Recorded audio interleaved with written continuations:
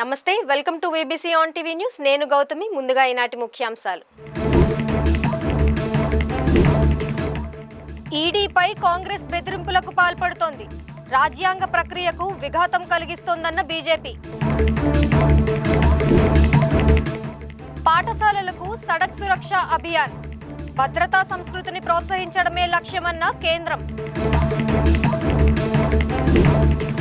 ప్రధానమంత్రి పర్యటనపై సీఎస్ సమీక్ష, పటిష్టమైన ఏర్పాట్లకు అధికారులకు ఆదేశం. వైసీపీ నేత భూమన హౌస్ అరెస్ట్, గోశాల పర్యటన నేపథ్యంలో పోలీసుల ముందు జాగ్రత్త.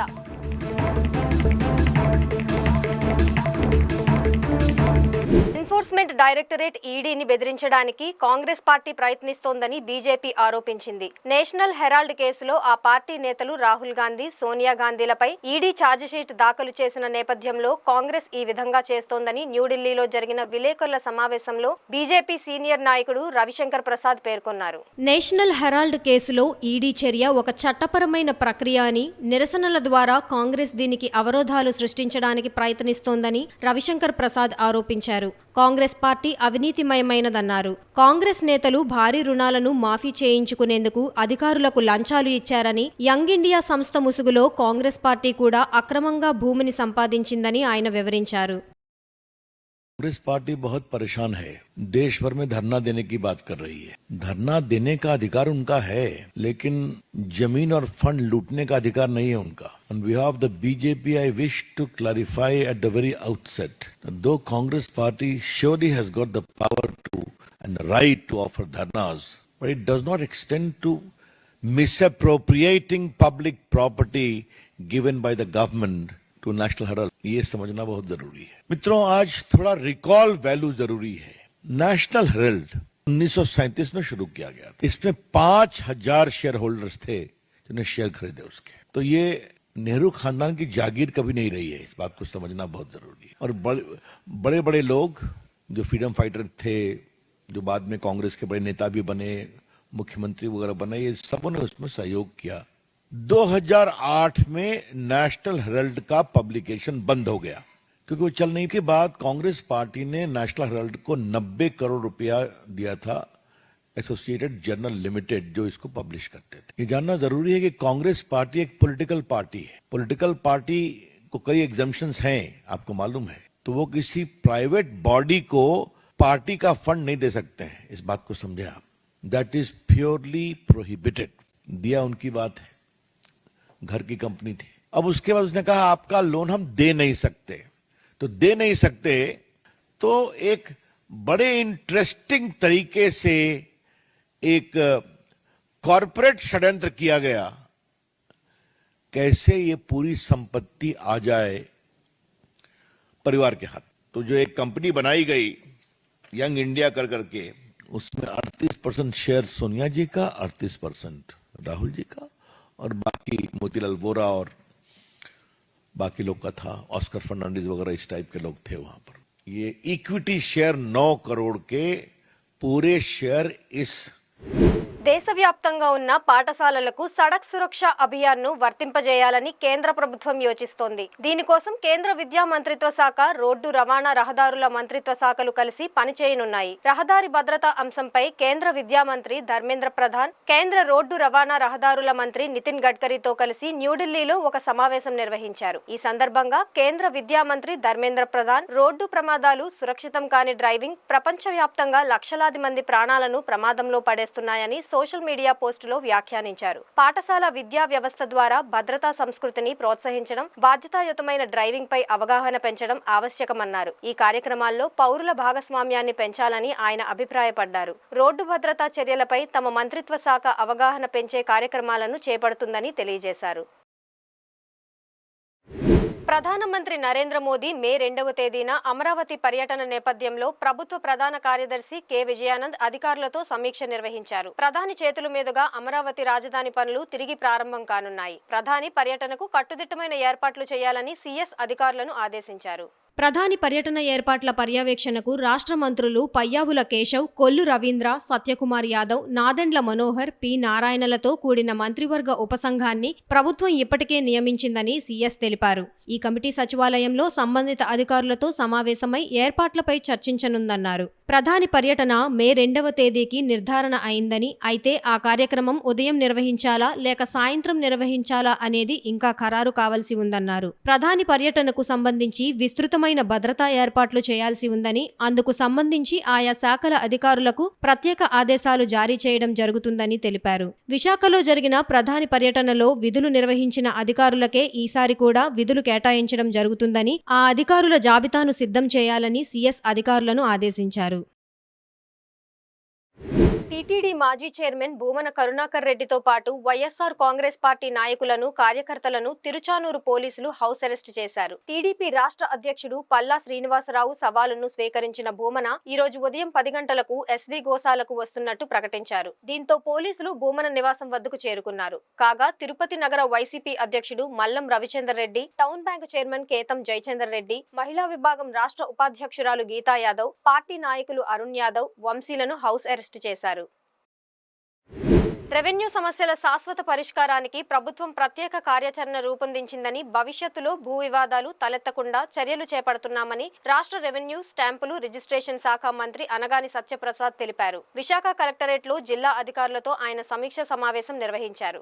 ఈ సందర్భంగా మంత్రి రీసర్వేపై గ్రామాలలో గ్రామ సభలు నిర్వహించడం జరిగిందని, ఆ గ్రామ సభలలో వచ్చిన దరఖాస్తులను క్షుణ్ణంగా పరిశీలించి పరిష్కరించాలని రెవెన్యూ అధికారులకు సూచించారు. గ్రామ సభలలో వచ్చిన వినతులు రీఓపెన్ కాకుండా శాశ్వతంగా పరిష్కరించాలని ఆదేశించారు. రాష్ట్రంలో 16వ ఆర్థిక సంఘం పర్యటన సందర్భంగా రాష్ట్ర ఆర్థిక శాఖ సంఘం సభ్యులకు విందు ఏర్పాటు చేసింది. విజయవాడ బెర్మ్ పార్కులో ఇచ్చిన ఈ విందు కార్యక్రమంలో సీఎం చంద్రబాబు, ఆర్థిక మంత్రి పయ్యావుల కేశవ్, నిమ్మల రామానాయుడు, కొండపల్లి శ్రీనివాస్, నాదెండ్ల మనోహర్ సహా పలువురు మంత్రులు, ఉన్నతాధికారులు పాల్గొన్నారు. 16వ ఆర్థిక సంఘం చైర్మన్ డాక్టర్ అరవింద్ పనగారియా, సంఘం సభ్యులు డాక్టర్ మనోజ్ పండా, అన్నే జార్జ్ మాథ్యూ, రాష్ట్ర ఆర్థిక శాఖ అదనపు కార్యదర్శి జె నివాస్లు ఈ విందుకు హాజరయ్యారు. ఈ సందర్భంగా అక్కడ ఏర్పాటు చేసిన స్టాల్స్ ను సీఎం సందర్శించారు. విందులో భాగంగా ఏర్పాటు చేసిన సాంస్కృతిక కార్యక్రమాలను ముఖ్యమంత్రి, ఆర్థిక సంఘం సభ్యులు ఆసక్తిగా తిలకించారు. చంద్రగిరి ఎమ్మెల్యే పులివర్తి నాని వైసీపీ నేతలపై నిప్పులు చెరిగారు. డిప్యూటీ సీఎం పవన్ సతీమణిపై సోషల్ మీడియాలో వైసీపీ విషప్రచారం చేయడం పట్ల తీవ్ర ఆగ్రహం వ్యక్తం చేశారు. టీటీడీ గోశాలను అడ్డుపెట్టుకుని వైసీపీ నీచ రాజకీయాలు చేశారంటూ దుమ్మెత్తిపోశారు. ఇప్పుడు పవన్ సతీమణి అన్నా లెజినోవాను అడ్డుపెట్టుకుని మరోసారి నీచ రాజకీయాలకు తెరలేపారని వ్యాఖ్యానించారు. తిరుపతిలో మీడియా సమావేశం నిర్వహించిన ఆయన వైసీపీ నేతలపై ఘాటుగా విమర్శలు గుప్పించారు. ఉప ముఖ్యమంత్రి పవన్ కళ్యాణ్ సతీమణి అన్నా లెజినోవా శ్రీవారి ఆలయంలో డిక్లరేషన్ ఫామ్పై సంతకం పెట్టి స్వామివారిని దర్శించుకుని మొక్కులు తీర్చుకున్నారని ఎమ్మెల్యే నాని అన్నారు. మాజీ సీఎం జగన్ ఆమెను ఆదర్శంగా తీసుకోవాలన్నారు.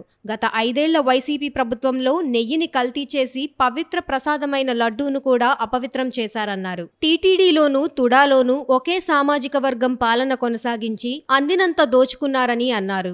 దర్శనాల పేరుతో కోట్లు దండుకున్నారన్నారు. వైసీపీ పాలనలో జరిగిన అవినీతి, దోపిడీపై తమ వద్ద సాక్ష్యాధారాలు ఉన్నాయని, బహిరంగ చర్చకు కూడా సిద్ధమని పేర్కొన్నారు. మీ అందరూ చూస్తుంటారు, గత 10 రోజుల నుంచి గోశాల పైన ఏ విధంగా అవాకులు చవాకులు పెళ్తున్న భూమన కరుణాకర్ రెడ్డి అండ్ వగైరా. మొన్న కూడా మాట్లాడాం. గోశాలలో చైర్మన్ గారు, నేను, భానుప్రకాష్ రెడ్డి గారు, అక్కడున్న నరసింహయాదవ్ గారు గానే అందరూ కలిసి కూడా మాట్లాడడం జరిగింది. జరిగిన సంఘటనలు కూడా మీకు చూపించడం జరిగింది అక్కడ ఏ విధంగా ఉందని. అయినా కరుణాకర్ రెడ్డి అండ్ టీం ఏ విధంగా తిరుమల తిరుపతి దేవస్థానాన్ని, ఒక కీర్తిని, వెంకటేశ్వర స్వామి యొక్క కీర్తిని, హిందువుల యొక్క మత కీర్తిని ఏ విధంగా అప్రతిష్ట పాటలు చేయాలనే ఉద్దేశంతో కరుణాకర్ రెడ్డి చేస్తున్నాడో మీకు తెలుసు. ప్రతి ఒక్క కులస్తుకి, హిందూ కులస్తుకి, హిందూ కానీ, తెలుగుదేశం పార్టీ అన్ని మతస్థుల పార్టీ, ఎన్డీఏ కూటమి అన్ని మతస్థుల పార్టీ, హిందువులు కానీ, క్రైస్తవులు కానీ, ముస్లింలు కానీ ప్రతి ఒక్క కులాన్ని తెలుగుదేశం పార్టీ ఆదరిస్తుంది. కానీ నేను మన ఈ వైఎస్ఆర్ పార్టీలో కీలకమైన వ్యక్తి, 2 సార్లు చైర్మన్ అయినటువంటి టీటీడీకి చైర్మన్ అయిన వ్యక్తి ఏ విధంగా నిన్న మొన్న మాట్లాడు మీరు చూడొచ్చు. గతంలో మీకు చెప్పా, వెంకటేశ్వర స్వామి అంటే నల్లరాయి, నల్లరాయిని కొడితే ఏమవుతుంది, ఆ ఓటు స్వామిని చెప్పకూడదు కాబట్టి చెప్పట్లా, కొడితే ఏమవుతుందని కూడా చెప్పాడు. అటువంటి వ్యక్తికి గతంలో రాజశేఖర రెడ్డి గారు ఉన్నప్పుడు చైర్మన్ పదవి ఇచ్చారు. తిరిగి జగన్మోహన్ రెడ్డి గారు వచ్చిన వెంటనే తిరిగి చైర్మన్ పదవి ఇచ్చారు. ఇచ్చిన తర్వాత జరిగిన సంఘటనలు మీకు తెలుసు. ఈరోజు గోవులు చనిపోయినాయి అంటున్నాడు. 2021 సంవత్సరం నవంబర్ 19, 20 తేదీ తుఫాన్ వచ్చింది. ఈశాన్య రాష్ట్రాలు మొత్తం జరిగి మనకు కూడా వచ్చింది. దాని పేరు నివార్, ఇంకొక పేరుతో వచ్చింది. ఆ రోజు పక్కనున్న చంద్రగిరి నియోజకవర్గం, తిరుపతి నియోజకవర్గం ఏ విధంగా అతల కుత్తలో అయింది మీరు చూసుంటారు. ఆ రోజు ఇదే గోశాలలో సుమారు 75 నుంచి 85 ఆవులు చనిపోయింది. ఎక్కడా కానీ ఆయన ఆ రోజు శాసనసభ్యుడు, తిరుపతికి శాసనసభ్యుడు, చంద్రగిరిలో ఒక శాసనసభ్యుడు ఉన్నాడు. ఆ రోజు చంద్రగిరి నియోజకవర్గంలో ఉన్న గోశాలలో ఆ రోజున్న శాసనసభ్యుడు చెవిరెడ్డి భాస్కర్ రెడ్డి వల్ల తుమ్మలగొండ చెరువు వాటర్ రాకుండా నిలిపేసిన దానివల్ల రోడ్లపైన వచ్చి గోశాలలో మునిగిపోయి ఆవులు చనిపోయింది మీరు చూశారు. అది ఎక్కడైనా వచ్చిందా? ఆనుకొని ఉన్నటువంటి పద్మావతి మహిళా కాలేజీలో స్టూడెంట్స్కి ఉన్న హాస్టల్లో కింద అందరూ వదిలేసి పైకి వెళ్ళి ఫ్లోర్లో ఉన్నారు. ఆ రోజు కరుణాకర్ రెడ్డి కనపడలేదా? ఈరోజు ఎక్కడ జరగని సంఘటనని గోవులు వయోరీత్యా కావచ్చు, ఇంకోటి కావచ్చు, చనిపోయిన వాటిని ఏ విధంగా ఆయన చెప్తున్నాడు మీరు ఒకసారి చూడొచ్చు. గత 2019 నుంచి 24 వరకు చనిపోయినప్పుడు ఆ రోజున్న గోశాల సంబంధించిన ఇన్ఛార్జ్ హరినాథ్ రెడ్డి దీంట్లో మొన్నటి వరకు అంటే మొన్న సస్పెండ్ అయ్యేంత వరకు ఆయనే ఉన్నాడు. ఏ విధంగా జరిగింది? ఏదైనా ఒక రికార్డు మెయింటైన్ చేశారా? 100 ఆవులు చనిపోతే 10 ఆవులు, ఇన్ని ఒక మిల్క్ ఇంత వస్తే ఇంత మిల్క్ వచ్చిందని లెక్క రాసేది. అంటే మొత్తం ఫేక్ అకౌంట్స్ చూపించాడు. ఆ రోజు కరుణాకర్ రెడ్డికి గోశాల గురించి కనపడలేదా? ఈరోజు మాట్లాడుతున్నాడు కరుణాకర్ రెడ్డి కానీ మిగిలిన వైసీపీకి సంబంధించిన వాళ్ళంతా. మీరు చూసుంటారు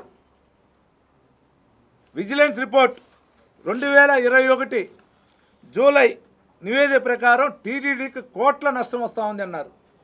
కల్తీ నెయ్యి ఉండొచ్చు, దానా ఉండొచ్చు, లేదంటే గడ్డి ఉండొచ్చు. దీని ద్వారా ఆ రోజు కూడా ఇచ్చారు. 2023 ఏప్రిల్ 6న ఆవులకు నాచిపట్టిన నీరు కానీ కుళ్ళిన దానా ఇచ్చినట్లు కూడా ఆ రోజు విజిలెన్స్ ఇచ్చింది. అదే గవర్నమెంట్ 2023, 21 ఇదే వైసీపీ ప్రభుత్వంలో ఆ రోజున అధికారులు 6వ తేదీ 4వ నెల 23వ తేదీ కూడా దానా మొత్తం పురుగులు పట్టిపోయి ఉంది, మందులంతా డేట్ అయిపోయి ఉందని కూడా నివేదిక ఇచ్చారు. ఆ నివేదిక ఎందుకు ఆ రోజు పట్టించుకోలే కరుణాకర్ రెడ్డి గారు? ఆ రోజు ఉన్నటువంటి హరినాథ్ రెడ్డి ఎందుకు పట్టించుకోలేదు? ఆ రోజు మీరే కదా చైర్మన్గా ఉన్నారు, లేదా వైసీపీ పార్టీ సంబంధించి సుబ్బారెడ్డి గారే కదా చైర్మన్గా ఉన్నారు, ఎందుకు పట్టించుకోవాలా?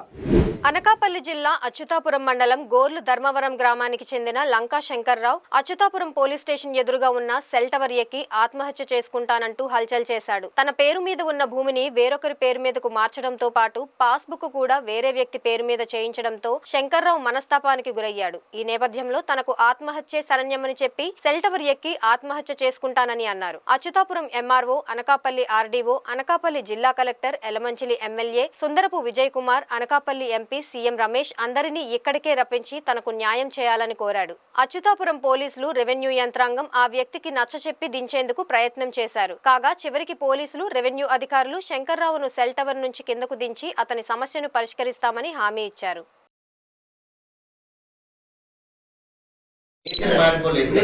నేచర్ మారలేదు, ట్రాన్సాక్షన్స్ అయితే జరిగినాయి. కానీ అయితే దానికి నేను చెప్తాను, ఏదైతే ఇది రోడ్డు కింద వాడుతున్నారో దీనికి రిజిస్ట్రేషన్ డీడ్స్ ఉంటే డెఫినెట్ గా డీడ్స్ క్యాన్సిలేషన్ అవ్వాలి. ఫస్ట్ డీడ్ క్యాన్సిలేషన్ అవ్వాలి అంటే కలెక్టర్ గారికి అధికారం ఉంది. ఈ డీడ్ క్యాన్సిలేషన్ కి నేను మీ దగ్గర ఎంక్వైరీ చేసుకుని మీకు ఇచ్చే రికార్డ్స్, అవతల పర్సన్ కూడా ఎంక్వైరీ చేసి ఆయన దగ్గర ఉన్న రికార్డ్స్, ఏదైతే ఆయన వెబ్లాండ్ లో చేయించుకున్నాడో దానికి బేస్ రికార్డ్ ఏంటున్నదని నేను వెరిఫై చేయాలి. అది కూడా వెరిఫై చేసి కంపల్సరీగా డీడ్ క్యాన్సిల్ అవ్వకుండా మనం ఏమీ చేయలేము. ఒకవేళ ఇది జెన్యూన్ డీడ్ కాకపోతే డెఫినెట్ గా కలెక్టర్ గారు క్యాన్సిలేషన్ చేసేస్తాం. నేను ఇది జెన్యూనా కాదని చెప్పాలంటే మీ రికార్డు, వాళ్ళ రికార్డు కూడా నేను పరిశీలించాలి. ఓకేనా? ఈ డీడ్ క్యాన్సిలేషన్కి మనం కలెక్టర్ గారికి లెటర్ పెట్టాం. ఏది మీరు రిజిస్ట్రేషన్స్ అయినాయి అన్నారు కాబట్టి ఇది డెఫినెట్గా కలెక్టర్ గారే చేయాలి. ఈవెన్ డిస్ట్రిక్ట్ రిజిస్ట్రార్ గారు కూడా చేయగలిగారు. కలెక్టర్ గారికి మనం రిపోర్ట్ రాస్తే మనకు పర్మిషన్ ఇస్తారు క్యాన్సిలేషన్ చేయమని. అదండి ఈ రోడ్ ఆస్పెక్ట్ అయితే ఇది మనం కలెక్టర్ గారికి నివేదిక చేయాలి. టీటీడీ మాజీ చైర్మన్ భూమన కరుణాకర్ రెడ్డికి ఎమ్మెల్యే బొజ్జల సుధీర్ రెడ్డి సవాలు విసిరారు. పలువురు ప్రజాప్రతినిధులతో కలిసి టీటీడీ గోశాలకు చేరుకున్న ఆయన ఉదయం 10 గంటలకే వస్తానన్న భూమన ఇంతవరకు ఎందుకు రాలేదని ప్రశ్నించారు. గత ప్రభుత్వంలా కాదని ఎస్కార్ట్ వాహనం ఇచ్చి మరీ రమ్మంటున్నా ఎందుకు రాలేదని నిలదీశారు.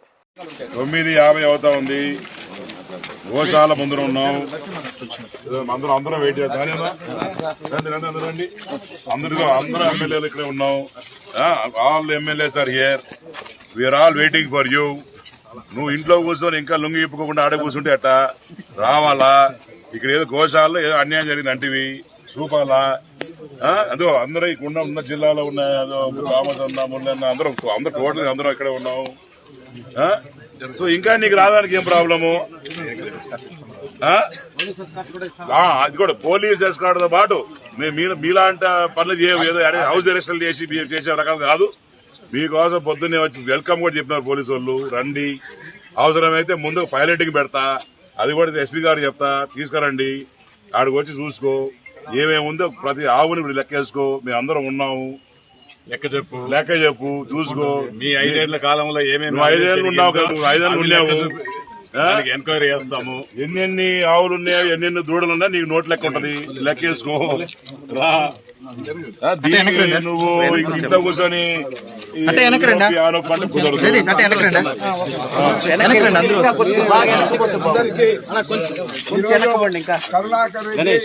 నిన్న మా రాష్ట్ర పార్టీ అధ్యక్షులు సవాల్ చేశారు.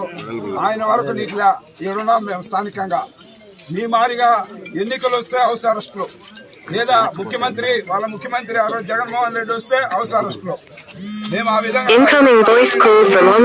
ఎందుకంటే నీ మారిగా నీ యొక్క హయాంలో ఇక్కడున్న చెట్లన్నీ కూడా నరికేసి ఏ విధంగా ఇబ్బందులు పాలు చేశారో వచ్చి చూస్తే చెప్పాలని ఉన్నాం మేము. అదేవిధంగా నీ పరిపాలనలో 85 దూడలు ఏదైతే నీ అనుచరుడు బాధ్యత వహించాడో అతని ఆధీనంలో ఆ డోస్ అంతా ఎక్కువ ఇచ్చి 85 దూడలు చనిపోతే దాన్ని బహిరంగంగా కూడా రాకుండా ఏ విధంగా చేశావు నీ యొక్క కరుణాకర్ రెడ్డి చెప్పాలని ఇప్పుడు డిమాండ్ చేస్తాను. ఈరోజు జగన్మోహన్ రెడ్డి ఈరోజు ఎప్పుడు గాని ఈ యొక్క తిరుమల పవిత్రతను కాపాడే దాంట్లో ఆయన మొత్తం విచ్చలవిడితనం ఏ విధంగా దోహదపడిందో గత 5 సంవత్సరాలు ఆయన పరిపాలన చూసాం. ఈ రోజు నువ్వు సవాలు విసిరిన మా రాష్ట్ర పార్టీ అధ్యక్షుడు మేమందరూ వచ్చాం. అక్కడ అమ్మాయి ఇక్కడ అబ్బాయి చిత్ర యూనిట్ తిరుపతిలో సందడి చేసింది. సినిమా విజయవంతంగా ప్రదర్శించబడడం సంతోషంగా ఉందని హీరో ప్రదీప్, హీరోయిన్ దీపిక ఆనందం పంచుకున్నారు. కంటెంట్ ఉన్న సినిమాలను ప్రేక్షకులు ఆదరిస్తారని మరోసారి ఈ చిత్రంతో రుజువు చేశారన్నారు. పవన్ కళ్యాణ్ 29 సంవత్సరాల క్రితం నటించిన అక్కడ అమ్మాయి ఇక్కడ అబ్బాయి సినిమా పేరుతో తమ చిత్రాన్ని విడుదల చేయడం అంటే ఆ స్థాయికి తగ్గకుండా ఉండేలా చిత్రాన్ని దర్శకులు తెరకెక్కించారని అన్నారు. చిత్రం అన్ని వర్గాల ప్రేక్షకులను ఎంతగానో అలరిస్తోందని ఫీడ్బ్యాక్ వస్తోందని ప్రదీప్, దీపిక చెప్పారు. తన కొత్త సినిమా గురించి త్వరలో చెప్తానని ప్రదీప్ అన్నారు.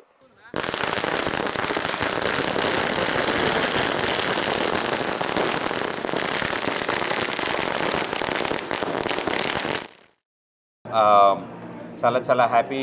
ఎందుకంటే మా సినిమా ఏప్రిల్ 11న అక్కడమ్మ ఇక్కడ అబ్బాయి అనే సినిమా రిలీజ్ అయింది. అండ్ రిలీజ్ అయిన ఈ 4-5 రోజులుగా ప్రతి చోట అద్భుతమైన స్పందన.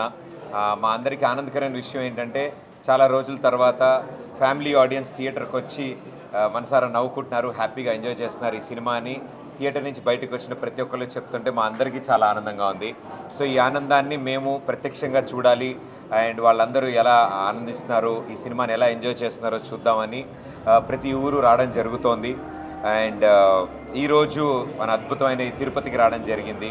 సో స్వామివారి సన్నిధానంలో ఉన్న ఈ అద్భుతమైన మా ఈ థియేటర్లో ఇంతమంది ప్రేక్షకులు వచ్చి ఈ సినిమా చూస్తున్నారు.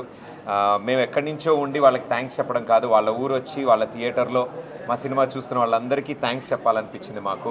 ఎందుకంటే మాది ఒక చిన్న టీం, 2 ఏళ్ళు కష్టపడి ఒక అద్భుతమైన ఎంటర్టైనర్ని ప్రేక్షకుల ముందు తీసుకురావడానికి కష్టపడ్డాం. సో మా అక్కడమ్మాయి ఇక్కడ అబ్బాయి అనే సినిమా ఈరోజు ఇంత సక్సెస్ఫుల్గా రన్ అవుతుందంటే దానికి కారణం ప్రేక్షకులు. సో అందుకే అన్ని చోట్ల ఆల్రెడీ మా వాళ్ళు జనం మెచ్చిన సినిమా అని దీనికి ట్యాగ్ ఇచ్చినారు. సో ఆ ట్యాగ్ ఇచ్చిన వాళ్ళందరికీ చాలా థ్యాంక్స్. అండ్ ఈరోజు ఇంతమంది రెస్పాండ్ అవుతున్నారు ఈ సినిమాకి. అండ్ వాళ్ళు చూడడమే కాదు, వాళ్ళ ఫ్రెండ్స్కి, ఫ్యామిలీ మెంబర్స్కి కూడా చెప్తున్నారు మంచి సినిమా ఉందని. సో అంతకంటే హెల్ప్ ఇంకేం లేదు మా సినిమాకి. సో అలా హెల్ప్ చేస్తున్న వాళ్ళు, సపోర్ట్ చేస్తున్న వాళ్ళందరికీ, ఎందుకంటే ప్రేక్షకులు చూసి చప్పట్లు కొట్టి ఇలలేస్తే అవే మాకు రివ్యూలు, అవే మాకు రేటింగ్లు. అండ్ ఇలాంటి ఒక మంచి విషయాన్ని, మంచి సినిమా, ఒక అచ్చ తెలుగు టైటిల్తో, అక్కడమ్మ ఇక్కడ బ్యాండ్ టైటిల్తో వచ్చిన ఒక తెలుగు సినిమా రీసెంట్ టైమ్స్లో ఇలా 60 ఏళ్ళ వాళ్ళు, 50 ఏళ్ళ వాళ్ళు, చిన్నపిల్లలు అందరూ కలిసి థియేటర్లో కూర్చుని ఒక క్లీన్, నీట్ ఎంటర్టైనర్ని ఎంజాయ్ చేస్తున్నారు అంటే మా అందరికీ చాలా ఆనందం అనిపించింది. అండ్ వాళ్ళందరికీ పేరు పేరున చాలా థ్యాంక్స్. అండ్ ఇంకా ఆయన ఫస్ట్ డే కంటే ఇప్పుడు 4th డేకి ఇంకొంచెం మంది పెరిగారు. అండ్ ఈరోజు ఇంకా ఎక్కువ మంది పెరిగారు ఆడియన్స్. సో ఇలా పెరుగుతూ వెళ్తున్నారు అంటే ఆ మాట స్ప్రెడ్ అవుతుందని అర్థం. సో ఆ మంచి మాట స్ప్రెడ్ అవ్వడానికి ముఖ్యమైన కారణం మా మీడియా మిత్రులందరూ. మీరు ఇంత కంటిన్యూస్ సపోర్ట్ అందించారు, ఈ చిన్న సినిమాని పెద్ద సినిమా చేశారు మీరందరూ. సో మీ అందరికి కూడా పేరు పేరున థ్యాంక్ యూ సో మచ్. బాగుంది సార్, అంటే మేము ఎక్స్పెక్ట్ చేసిన దానికంటే చాలా బాగుంది. మేము ఫస్ట్లీ ఇలాంటి ఒక సినిమా తీసుకొస్తున్నప్పుడు సమ్మర్ హాలిడేస్లో రావాలి అని కోరుకున్నాం, పిల్లలందరికీ ఎగ్జామ్లు అయిపోయాక కొంచెం అవైలబుల్ ఉన్నప్పుడు. సో మైత్రి సంస్థ వారు ఎప్పుడైతే ఈ సినిమా చూసారో వారు ఇమీడియట్గా టేక్ ఓవర్ చేశారు ఈ సినిమాని. చేసిన వెంటనే వాళ్ళు చెప్పింది కూడా అదే, దట్ సమ్మర్ హాలిడే స్టార్ట్ అవగానే వద్దాం సార్ అని April 11న డిసైడ్ చేశారు. అండ్ వారు చెప్పినట్టే ఈ సినిమా మొదటి రోజు నుంచి లేడీస్ తరలి రావడం ఈ సినిమాకి, అండ్ వాళ్ళతో పాటు వాళ్ళ ఫ్యామిలీ మెంబర్స్ తరలి రావడం మా అందరికీ చాలా ఆనందం అనిపించింది. ఎందుకంటే వీళ్ళు ఇంటర్నెట్లోనో, ట్విట్టర్లో, ఇన్స్టాగ్రామ్లో ఉండరు. సో వాళ్ళకు ఒక సినిమా నచ్చితే డైరెక్ట్గా థియేటర్కే వచ్చి సినిమా చూస్తారు. ఈ సినిమా టీవీలో తర్వాత ఎప్పుడైనా చూద్దామని అనుకోలేదు, ఎందుకంటే ఇలాంటి సినిమా థియేటర్లో అందరిలో కలిసి చూస్తేనే ఆ ఎంటర్టైన్మెంట్ ఇంకా డబుల్ అవుతుంది. సో ఆ ఎక్స్పీరియన్స్ చేస్తున్న వాళ్ళందరికీ చాలా థ్యాంక్స్. మేము మొదటి వారం ఫినిష్ అయ్యే టైంకి ఇంతమంది ఆడియన్స్ చూడడం అండ్ ఇంతమందికి చెప్పడం, నాకు తెలిసి వచ్చే వారానికి కూడా ఈ సినిమా ఎక్స్టెండ్ అవ్వడం మా అందరికీ చాలా ఆనందంగా ఉంది. సో ఇలాంటి ఒక సినిమాని ఆదరిస్తే ఐ థింక్ వాళ్ళ ఎక్స్ప్రెషన్ చూస్తే మా 2 ఏళ్ల కష్టం తీరిపోయింది సార్. చాలా హ్యాపీ ఫీల్ అయింది సార్. ప్రదీప్ గారు అంటే ఇప్పటివరకు ఒక బుల్లితెర స్టార్ హీరో, ఇవాళ వెండితెరకు వచ్చారు అంటే ఎట్లా 2 ప్రయాణాలు అంటే ఇబ్బంది ఏమన్నా ఇట్లా కంటిన్యూ అవుతుందా? లేదు సార్, ఇబ్బంది ఏం లేదు సార్. ఎంటర్టైన్మెంట్ వాళ్ళకి అందించడమే మా బాధ్యత. వాళ్ళ మొహాల్లో చిరునవ్వు చూస్తే చాలు. అది స్క్రీన్ సైజ్ ఏదైనా పర్లేదు మాకు, అది టీవీ సైజ్ అయినా, స్క్రీన్ పెద్దదైనా కూడా మాకు తెలిసింది అదొకటే, వాళ్ళని నవ్వించడం, వాళ్ళని ఎంటర్టైన్ చేయడం. సో అదే పనిలో ఉన్నాం మేమంతా. సార్ 29 సంవత్సరాల క్రితం అక్కడమ్మ ఇక్కడ అబ్బాయి సినిమా ఆ పేరు దీనికి పెట్టడం ఎలా అనిపించింది? అంటే సార్ అంత అప్రోచ్ అవ్వగలుగుతాం అనుకున్నారు? లేదు సార్, అంటే నిజంగా ఈ కథ అనుకున్నప్పుడు, కథ మొదలు పెట్టినప్పుడు మా డైరెక్టర్లు భరత్ గారు అండ్ నితిన్ గారు ఈ కథ మాకు చెప్పినప్పుడు కథతో పాటే ఈ టైటిల్ చెప్పారు నాకు, అక్కడమ్మ ఇక్కడ అబ్బాయి అని. సో అది విన్న వెంటనే మా అందరికీ చాలా తెలియని నా టైటిల్ ఎంత పవర్ ఉందో, పవర్ స్టార్ గారి టైటిల్, మొట్టమొదటి సినిమా టైటిల్ అది. అండ్ మేము చాలా జాగ్రత్తగా ఆలోచించాము. ఇది టైటిల్ పెట్టి ఫేమస్ చేద్దామని ఎప్పుడు అలా ఉద్దేశంతో చూడలేదు మేము. ఈ కథలో బైర్లంక అనే ఊరిలో ఉండే ఆ రాజకుమారి, అక్కడ అమ్మాయికి, ఇక్కడ హైదరాబాద్లో ఉండే ఈ అబ్బాయికి మధ్యలో జరిగిన ప్రయాణం ఈ సినిమా. సో కథకి కరెక్ట్గా సూట్ అయ్యే టైటిల్, అండ్ దాంతోడు చాలా రోజుల తర్వాత అచ్చ తెలుగులో టైటిల్, తెలుగు పదాలతో టైటిల్. సో ఇదన్నీ కుదిరినప్పుడు అండ్ ఎక్స్ట్రా ఫ్యాక్టర్ ఏంటంటే మాకు భయం, బాధ్యత కూడా ఉంది సార్. ఇలాంటి ఒక టైటిల్ మేము వాడుతున్నప్పుడు ఆ సినిమా కూడా అంతే నిజాయితీగా ఉండాలి, చాలా మంచి సినిమా అయి ఉండాలి. సో ఆ టైటిల్ లాగే ఈరోజు ఒక క్లీన్, నీట్, సెన్సార్ వాళ్ళు కూడా మాకు చెప్పింది, ఒక్క కటింగ్ కూడా లేకుండా ఈ సినిమాని ముందుకు ఫార్వర్డ్ చేశారు సెన్సార్ బోర్డ్. మేమే చాలా రోజులు అయిందండి ఇలా క్లీన్ సర్టిఫికేట్ ఇచ్చి ఒక సినిమా కానీ సెన్సార్ బోర్డ్ చెప్పారు. సో ఐ థింక్ మేము ఆ టైటిల్కి అంతే జాగ్రత్తగా, అంతే గౌరవం ఇస్తూ ఒక మంచి సినిమా ఇచ్చామని మేము అనుకుంటున్నాం సార్. కథ చెప్పినప్పుడు ఈ కథకి నేను న్యాయం చేయగలనని మీరు భావించారు మొదట్లో? సార్ డెఫినెట్లీ ఇద్దరు డైరెక్టర్లు నితిన్, భరత్ ఈ కథ నా దాకా తీసుకొచ్చినప్పుడు నేను మొదటగా ఫీల్ అయింది అది, అంటే నన్ను నమ్మారు వాళ్ళు. అండ్ ఇలాంటి ఒక కథని ప్రేక్షకుల ముందుకు పెట్టడానికి, ఈ జానర్ సినిమా, ఇలాంటి ఒక ఫ్యామిలీ ఎంటర్టైనర్ని ఫ్యామిలీ ఆడియన్స్కి చెప్పడానికి నన్ను సెలెక్ట్ చేసుకున్నారు వాళ్ళిద్దరు. అండ్ ఇన్నేళ్ళు ప్రతి ఇంట్లో కుటుంబ సభ్యుడిగా ట్రీట్ చేశారు నన్ను, వాళ్ళ ఇంట్లో అబ్బాయిగా, తమ్ముడుగా, అన్నగా చూశారు నన్ను. అంత ప్రేమాభిమానులు ఇచ్చిన ఫ్యామిలీ మెంబర్స్కి వాళ్ళందరూ థియేటర్కి వచ్చి చూసే సినిమా చేయడానికి అవకాశం నాకు ఇచ్చినందుకు I think I should thank Nitin and Bharat అండి. దానికి చుట్టుపక్కల మొత్తం జబర్దస్త్ కమెడియన్స్ కనిపించారు, ఎలా ఎంజాయ్ చేశారు సార్ షూటింగ్లో? చాలా బాగుంటుంది సార్. అందరూ కష్టపడి ఒక్కొక్క అడుగు ముందుకేసుకుంటూ వచ్చాం. అండ్ ఈరోజు అందరం కలిసి ఇంకో అడుగు ముందుకేసుకుంటూ వెండితెర మీదకి వచ్చాం. I think progress is always good కదా సార్. ఒక అడుగు ముందుకేయడం, అది దానికోసం అందరం కష్టపడ్డాం. ఎక్కడి నుంచి వచ్చామన్న దానికంటే అందరం కలిసి ఎక్కడి దాకా వెళ్తున్నామని మేము భావించాం. అండ్ అందరం కలిసి చెయ్యి పట్టుకుని ముందుకు నడిచాం సార్. అది మాకు చాలా ఆనందం. సార్ త్వరలో అనౌన్స్ చేస్తాను సార్. చాలా హ్యాపీ న్యూసెస్ ఉన్నాయి. చాలా థ్యాంక్ యూ సార్. అంటే బుల్లితెరకు సంబంధించి కొన్ని టైటిల్ సాంగ్స్ టచ్అప్ చేశారు సార్. Yes sir. అది ఎక్స్ట్రాడినరీగా ఉంది. మేము అవి చూస్తూనే పెరిగాము. ఇంట్లో మాకు టీవీలో ఆ సీరియల్ వస్తున్నప్పుడు వేరే ఆప్షన్ లేదు. అమ్మ నాన్న చూస్తున్నారంటే మేము కూడా అవి చూసేవాళ్ళం. అలా రోజు చూసి ఆ జనరేషన్లో 90s కిడ్ అని పెట్టి అప్పట్లో సెన్సేషన్ క్రియేట్ చేసిన సీరియల్ పాటలన్నింటినీ ప్రేక్షకులకు అందరికీ మరోసారి గుర్తు చేద్దాం, ఆ ఎరాలోకి మళ్ళీ ఒకసారి తీసుకెళ్దామని నేను సత్య గారు ఆ పాటలన్నిటికీ ఫేమస్ సీరియల్ పాటలకి పర్ఫామ్ చేయడం జరిగింది సార్. అది చాలా బాగా క్లిక్ అయింది. అందరూ దాని గురించి చాలా బాగా చెప్తుంటే మాకు కూడా చాలా ఆనందం వేసిందండి. ఫస్ట్లీ తిరుపతికి రావడం చాలా హ్యాపీగా ఉంది. అండ్ మా ఫిలింని ఇక్కడ ఆడియన్స్ చాలా మంచిగా రిసీవ్ చేసుకుంటున్నారు. థియేటర్లో వాళ్ళ రియాక్షన్స్ అని చాలా హ్యాపీ అనిపించింది. చాలా సంతోషంగా ఉంది. సో ఇంకా ఎవరైనా చూడకపోతే మా ఫిలిం తప్పకుండా వెళ్ళి థియేటర్స్లో చూడండి. ఏలూరు పార్లమెంటు నియోజకవర్గం పరిధిలోని రోడ్ల అభివృద్ధికి అవసరమైన నిధులు కేంద్రం నుంచి తీసుకువస్తానని ఎంపీ పుట్ట మహేష్ కుమార్ స్పష్టం చేశారు. దెందులూరు మండలం సోమవరప్పాడులో 74 లక్షల వ్యయంతో నిర్మించిన బీటీ రోడ్డు, సిమెంట్ రోడ్డును ఎమ్మెల్యే చింతమనేని ప్రభాకర్తో కలిసి ఎంపీ పుట్ట మహేష్ కుమార్ ప్రారంభించారు. అంతకుముందు సోమవరప్పాడు ప్రధాన కూడలి వద్ద మాజీ ముఖ్యమంత్రి దివంగత నందమూరి తారక రామారావు విగ్రహానికి వారు పూలమాలలు వేసి నివాళులర్పించారు. పెదవేగి మండలం గోపన్నపాలెం నుంచి రామసింగవరం వరకు 3 కోట్ల వ్యయంతో నిర్మించే రోడ్డు పనులకు ఆయన శంకుస్థాపన చేశారు. కాకినాడ జిల్లా ప్రత్తిపాడు నియోజకవర్గం శంకవరం గ్రామంలో అంబేద్కర్ పట్ల అపచారం జరగడం తెలిసిందే. ఎస్పీ బిందు మాధవ్ ఘటనా స్థలానికి చేరుకుని స్థానిక ప్రజలతో మాట్లాడారు. సీసీ ఫుటేజీలు పరిశీలిస్తున్నామని 24 గంటల్లో నిందితులను అరెస్టు చేస్తామన్నారు. దళిత సంఘాల నాయకులు సంయమనం పాటించాలని సూచించారు. ఎస్పీ హామీ మేరకు దళిత సంఘాలు నిరసన కార్యక్రమాన్ని విరమించుకున్నాయి. ఎస్పీ వెంట additional SP MJV Bhaskararao, Peddapuram DSP Srihariraju, Tuni CI Chennakesavarao ఉన్నారు. ఈ రోజు ఉదయం 7:10 నిమిషాలకి నాకు ఫోన్ వచ్చింది. ఇక్కడ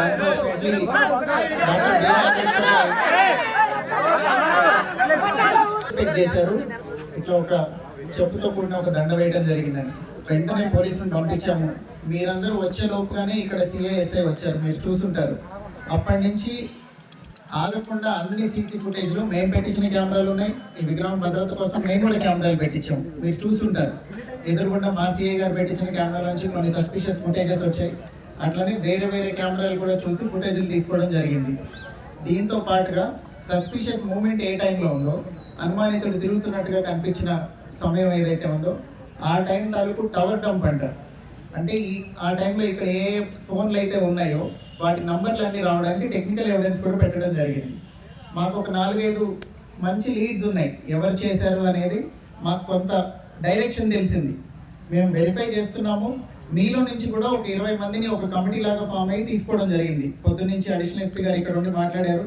ఆ 20 మందికి ఇన్వెస్టిగేషన్లో జరిగే ప్రతి స్టెప్ కూడా ముందు నుంచి చూపిస్తున్నాం. ఇప్పటిదాకా ఉన్న సస్పిషియస్ వీడియోస్ కూడా మీకు చూపించడం జరిగింది. అవి సర్క్యులేట్ చేస్తున్నాము. మీకు ఏమైనా తెలిస్తే మీరు చెప్పచ్చు. మీకు ఎవరి మీద అనుమానం ఉంటే అది కూడా నివృత్తి చేస్తాము. ఖచ్చితంగా ఎవరు చేశారనేది వాళ్ళని ఐడెంటిఫై చేసి పట్టుకొని చట్టపరంగా కఠినమైన చర్యలు తీసుకుంటాం. As per law we will definitely take strictest of action. పొద్దున్నుంచి జరుగుతున్నది మీరు చూస్తూ ఉండుంటారు. పోలీస్ ఆగకుండా ఎక్కడికంటే అక్కడికి తిరిగి సీసీ ఫుటేజ్లు వెరిఫై చేసి 4-5 టీముల కింద డివైడ్ అయ్యి తిరుగుతున్నారు. నేను కూడా అక్కడి నుంచి రిపీటెడ్గా వాళ్ళకి ఇన్స్ట్రక్షన్స్ ఇచ్చి వాళ్ళని గైడ్ చేస్తూ ఉన్నాను. కాకపోతే మీరందరూ ఇక్కడ ఈ రాస్తారా ఒక రోడ్ ఆపడం ఇట్లా చేస్తే లా అండ్ ఆర్డర్ డ్యూటీలో సగం మంది ఇక్కడ ఉండిపోతే ఇన్వెస్టిగేషన్కి జనాలు తక్కువ అయిపోతారు.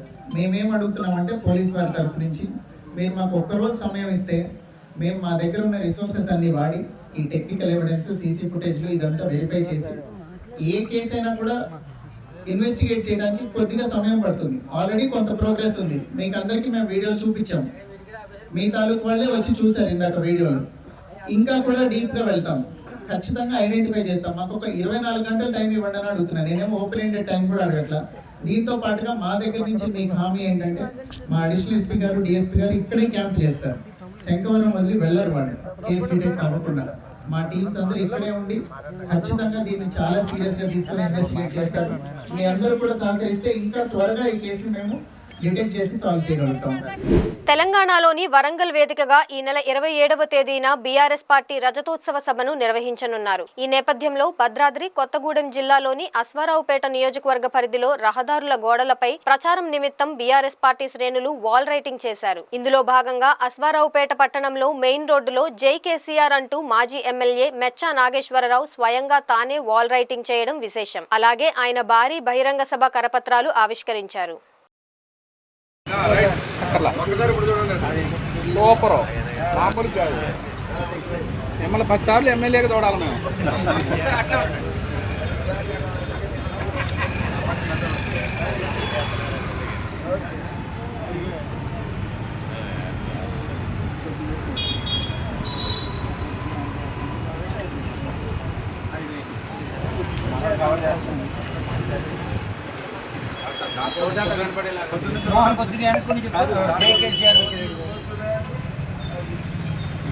ప్రజాప్రభుత్వంలో బీఆర్ఎస్ నాయకులు కార్యకర్తలపై అక్రమ కేసులు బనాయించే నీచ రాజకీయం కాంగ్రెస్ నాయకులు చేయరని ఎన్ఎస్యుఐ అశ్వారావుపేట నియోజకవర్గ అధ్యక్షుడు నాగభూషణ్ అన్నారు. భద్రాద్రి కొత్తగూడెం జిల్లా దమ్మపేట మండలంలో బీఆర్ఎస్ జిల్లా అధ్యక్షుడు రేగా కాంతారావు చేసిన వ్యాఖ్యలపై ఆయన స్పందించారు. బీఆర్ఎస్ హయాంలో ఎంతమందిపై ఎన్ని అక్రమ కేసులు పెట్టారో అన్ని గుర్తున్నాయని పేర్కొన్నారు. అవి అన్ని పక్కకి పెట్టి ఎమ్మెల్యే జారె ఆదినారాయణ మాటలకు కట్టుబడి ముందుకు వెళుతున్నామని, కాంతారావు రెచ్చగొట్టే వ్యాఖ్యలు చేస్తే సహించబోమని ఆయన హెచ్చరించారు. నిన్న ఏదైతే బీఆర్ఎస్ పార్టీ సమావేశంలో భద్రాద్రి కొత్తగూడెం జిల్లా అధ్యక్షుడైన రేగా కాంతారావు గారు మైక్ ఉందని చెప్పేసి ఇష్టారాజ్యంగా మాట్లాడుతూ ఏదో కార్యకర్తలను, ప్రజల్ని కాంగ్రెస్ పార్టీ వచ్చి అధికారంలోకి వచ్చిన తర్వాత ఇబ్బందులకు గురి చేస్తున్నారు, కేసులు పెడుతున్నారు, వాళ్ళందరినీ రాబోయే రోజుల్లో మళ్ళీ బీఆర్ఎస్ గవర్నమెంట్ అధికారంలోకి రాగానే శంకరగిరి మాన్యాలని చెప్పేసి ఏదో పిచ్చి పిచ్చి కారుకూతలు కూస్తూ ఉన్నారు. దయచేసి మీరు గమనించాల్సిన విషయం ఏందయ్యా అంటే, ఇది బీఆర్ఎస్ పార్టీ ప్రభుత్వం కాదు, ఇది కాంగ్రెస్ ప్రభుత్వం, ప్రజల ప్రభుత్వం. ఇది ఏదైనా ఒక చిన్న బీఆర్ఎస్ పార్టీ కార్యకర్త అయినప్పటికీ లేదా సామాన్య ప్రజలకైనా సరే అన్యాయంగా అక్రమంగా ఏదైనా కేసు ఒక్కటి పెట్టారు అని చెప్పి కనుక మీరు నిరూపించగలిగితే బహిరంగ క్షమాపణలు మేము చెప్పడానికి సిద్ధంగా ఉన్నాం. మీరు ఏదైతే మీ గవర్నమెంట్లో ఉన్నప్పుడు ఎన్ని అక్రమ కేసులు పెట్టారో, సంబంధం లేని విషయాలలో ఎంతమంది ఇరికిచ్చారో కూడా నేను రేపొద్దున సిద్ధంగా ఉన్న దాన్ని తీసుకొని రావడానికి ఎఫ్ఐఆర్ కాపీలతో సహా నేను తీసుకొని వచ్చి మీ అందరి ముందు నిరూపిస్తా. బహిరంగంగా మీరు దానికి చర్చకి సిద్ధమైతే చెప్పండి, సిద్ధంగానే ఉన్నాం. ఎంతమందిని మీరు ఇబ్బందులకు పెట్టి ప్రలోభాలకు గురి చేసి వాళ్ళపైన అక్రమ కేసులు పెట్టి జైలుకు పంపిన దాఖలాలు పోకలలు ఉన్న ఇదే మండలంలో. దయచేసి బయట ఉంది కదా అని చెప్పేసి ఏదో pink book, red book, green book, yellow book అని మాట్లాడుతున్నారు. మా దగ్గర బుక్స్ ఉంటాయి, వాటికి ఖాళీనే ఉంటాయి. మా దగ్గర బుక్స్ మేము కూడా రాసుకోగలం. దయచేసి మీరు గమనించాల్సిన విషయం ఏంటంటే, మీరు పింక్ బుక్లో ఇప్పుడు రాసుకొని రేపొద్దున ఏమైనా చేయగలగాలేమో. ప్రస్తుతం అధికారంలో మేమే ఉన్నాం. అయినప్పటికీ కూడా మా గౌరవ శాసనసభ్యులు జారె ఆదినారాయణ గారు సంయమనం పాటించమన్నారని చెప్పేసి ప్రతి ఒక్క నాయకుడు, యువ నాయకులు, కార్యకర్తలంతా కూడా సంయమనం పాటిస్తూ ఎవరెన్ని మాటలు మాట్లాడుతున్నప్పటికీ కూడా మేము మా కోపాన్ని, ఆగ్రహాన్ని ఆపుకుంటూ ప్రజలకి మేలు చేయాలనే ఉద్దేశంతో ముందుకు సాగుతున్నాం. దయచేసి ఇట్లాంటి రచ్చగొట్టే వ్యాఖ్యలు మరొకసారి కనుక మీరు మాట్లాడినట్టయితే మేము మా గౌరవ శాసనసభ్యులు మాట కాదు కదా, మా పార్టీ పెద్దల దగ్గర నుంచి మాకు ఆదేశాలు వచ్చినప్పటికి కూడా మేము బేఖాతరు చేస్తూ తీవ్రంగా దానికి ఎటువంటి చర్యలు తీసుకోవాలో తీసుకోవడానికి సిద్ధంగా ఉన్నామని చెప్పి కూడా మీకు తెలియజేస్తున్నాం. ఈ వార్తలు ఇంతటితో సమాప్తం. మరిన్ని విశేషాలతో మళ్ళీ కలుసుకుందాం.